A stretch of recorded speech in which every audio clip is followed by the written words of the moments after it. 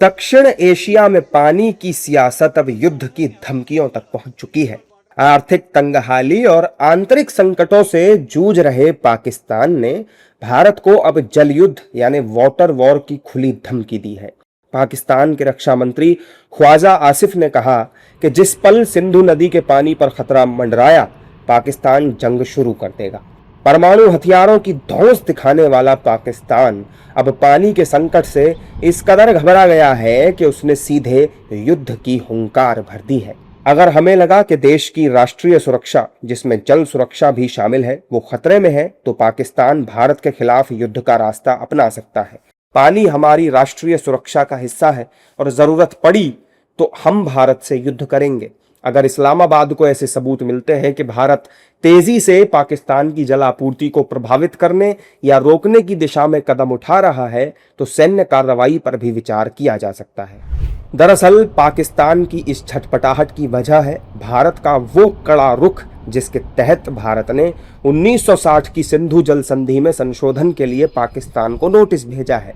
पहलगाम हमले के बाद भारत ने सिंधु जल समझौता तोड़ दिया था और उसके बाद पाकिस्तान पानी के लिए तरसने लगा। वहीं ख्वाजा आसिफ के इस बयान के बाद देश में भी सियासी हलचल तेज हो गई है। बीजेपी नेताओं ने आसिफ को मुंहतोड़ जवाब दिया है। उन्होंने कहा है कि अगर पाकिस्तान ने ऐसा कुछ भी किया तो दुनिया के नक्शे से पाकिस्तान ही खत्म हो जाएगा। ख्वाजा आसिफ साहब, आतंकवाद और पानी इकट्ठे नहीं चल सकते।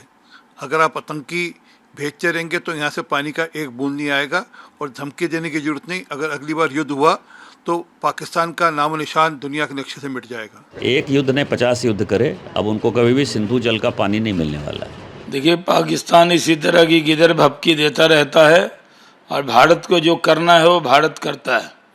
भारत में एक सक्षम प्रधानमंत्री है, सक्षम सरकार है। हमारा पानी उनके यहाँ जाए और बदले में वो खून बहाएं, ये कहीं से भी स्वीकार नहीं हो सकता। और पाकिस्तान की गिदर भपकी हम लोग जानते हैं।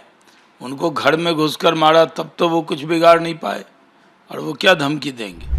बीते साल अप्रैल में पाकिस्तान ने पहलगाम में आतंकी हमला कराया था, जिसमें 26 पर्यटकों की जान चली गई थी।